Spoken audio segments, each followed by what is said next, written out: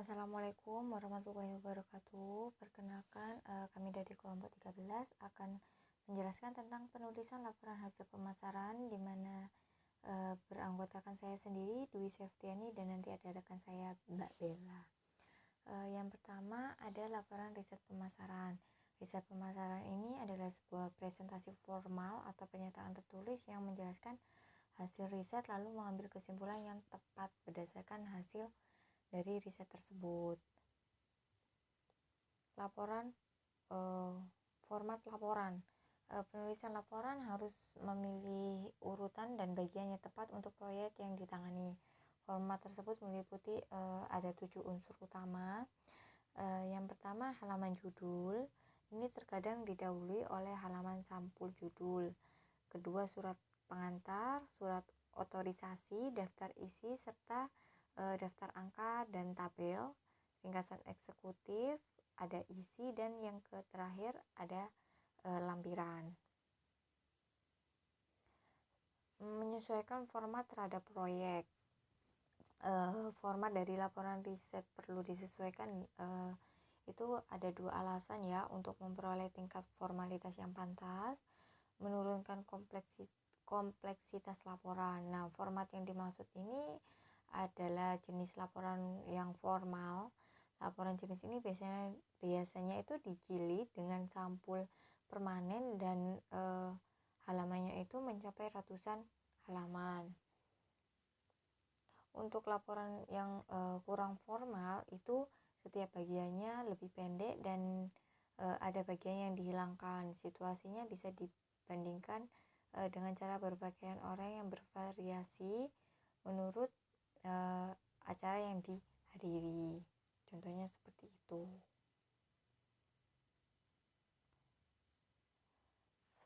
Selanjutnya ada bagian-bagian dari laporan. Yang pertama ada halaman judul. Halaman judul ini pasti teman-teman sudah pada tahu bahwa berisi judul dari laporan kita, disusun oleh siapa, laporannya untuk siapa, dan tanggal rilis atau presentasi. Ada surat pengantar bertujuan untuk mengantarkan dan merilis laporan tersebut kepada penerima. Ada surat otorisasi. Di sini surat otorisasi itu sebuah surat yang diberikan kepada peneliti yang menyetujui proyek tersebut, mendeskripsikan sumber yang tersedia. Ada daftar isi, ini didasarkan pada garis besar laporan, tetapi harus memasukkan subdivisi tingkat pertama. Selanjutnya ada isi. Isi ini merupakan bagian besar dari laporan ya.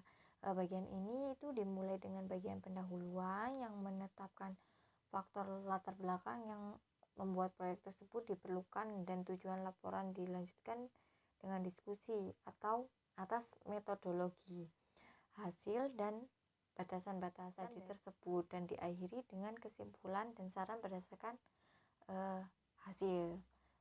Yang terakhir ada ringkasan eksekutif. Ringkasan atau yang lebih sering disebut dengan ringkasan eksekutif ini menjelaskan secara singkat alasan proyek tersebut dilakukan, aspek-aspek apa dari masalah yang dipertimbangkan, dan apakah hasilnya dan apakah hasilnya, dana apa yang harus dilakukan, seperti itu. Untuk laporan riset pemasaran dasar berikut uraian yang diumumkan digunakan dalam riset pemasaran.